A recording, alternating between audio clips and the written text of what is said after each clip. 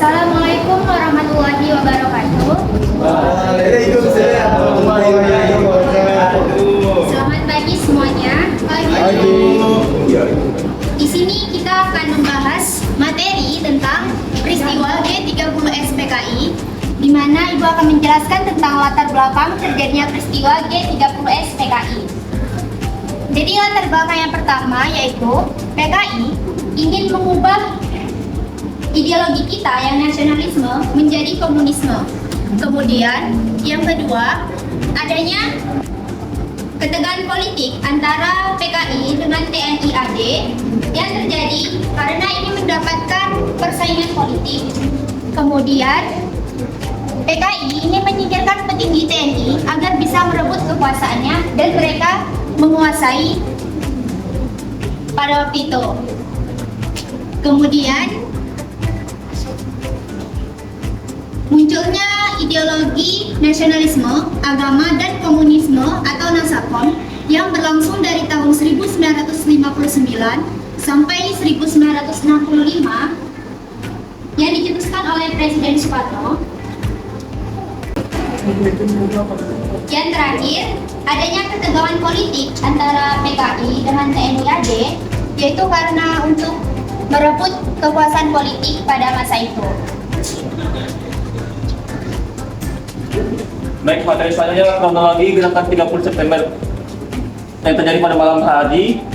Pasukan yang menculik para jenderal itu adalah pasukan Cakrawirawa yang bertujuan untuk menculik para jenderal petinggi angkatan darat yang tujuannya untuk mengkudeta Republik Indonesia.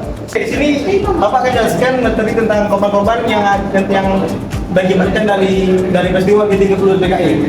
Pertama ialah Brigjen Sutoyo, kedua Majen Suprapto S. Farman, Legend Ahmad Yani, Majen Mas Tirto Haryono, dan Brigjen DI Panjaitan, dan terakhir Pierre Andreas Tandean.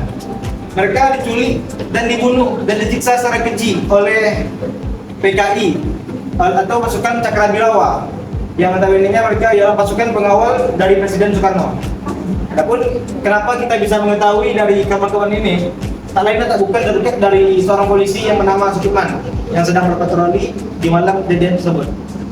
Yang mana untungnya beliau tidak terbunuh dalam peristiwa tersebut dan beliau mengetahui markas, letak, dan posisi dari lubang buaya yang notabene-nya sebagai tempat dibuangnya jenderal-jenderal tersebut.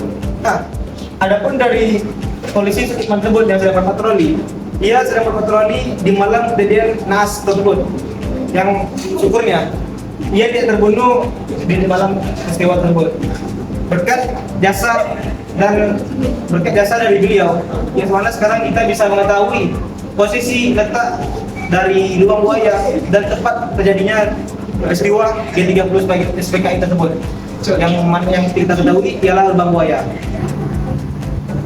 Nah, sekarang kita akan masuk ke pasca peristiwa G30 SPKI. Kita ketahui bersama bahwasannya peristiwa G30 SPKI merupakan peristiwa besar dan peristiwa bersejarah yang sangat mengguncang Indonesia pada saat itu. Dan tentunya setelah G30 SPKI itu memberikan dampak yang sangat besar kepada Indonesia. Nah, yang pertama itu ada pergantian kepemimpinan, yaitu peralihan kekuasaan Presiden Soekarno ke Jenderal Soeharto. Nah, jadi pada saat setelah terjadinya G30 SPKI, situasi politik di Indonesia itu tidak stabil, sehingga Presiden Soekarno akhirnya memberikan mandat kepada Presiden Soeharto melalui Super Senat pada tanggal 11 Maret 1966. Sehingga pada tahun 1967 Jenderal Soeharto resmi menjadi Presiden Indonesia menggantikan Presiden Soekarno. Nah, yang kedua adalah pembersihan terhadap PKI dan organisasi afiliasinya. Jadi setelah peristiwa G30 PKI, Partai Komunis Indonesia dan organisasi afiliasinya resmi dibubarkan. Kemudian terjadi pembersihan besar-besaran kepada mereka yang dianggap PKI ataupun organisasi afiliasinya, itu terdapat beberapa macam operasi yang dilakukan oleh TNI saat itu. Salah satunya adalah operasi Trikora, kemudian ada operasi lainnya. Nah, yang ketiga adalah perubahan kebijakan di Indonesia yang beralih dari haluan kiri ke orientasi pro barat dan pembangunan ekonomi yang lebih kapitalis disertai perbaikan hubungan dengan negara barat. Jadi negara Indonesia saat dipimpin oleh Presiden Soekarno itu lebih dekat ke negara komunis seperti Cina. Dan setelah pergantian Presiden Soeharto ini lebih bekerja sama dengan Barat dan membangun hubungan kepada negara-negara Barat, khususnya dalam hal ekonomi, agar membentuk ekonomi yang lebih kapitalis dan tentunya untuk menyejahterakan masyarakat pada saat itu. Yang keempat adalah dampak sosial dari peristiwa G30 SPKI.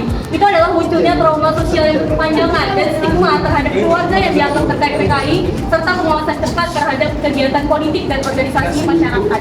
Nah, trauma sosial akibat peristiwa G30 SPKI ini cukup berkepanjangan. Kemudian ada juga stigma terhadap mereka dan mereka yang merupakan anggota yang dianggap sebagai anggota PKI. Setelah menjelaskan tadi, saya akan memberi 3 pertanyaan yang bisa menjawab pertanyaannya ya. Pertanyaan pertama, kapan terjadinya peristiwa G30 SPKI?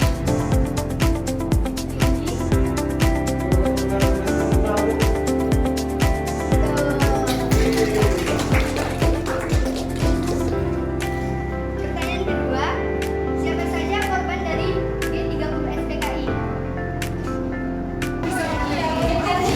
Saya tahu 3, Bu. Coba.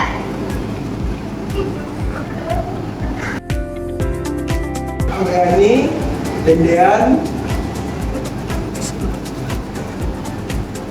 Rawan.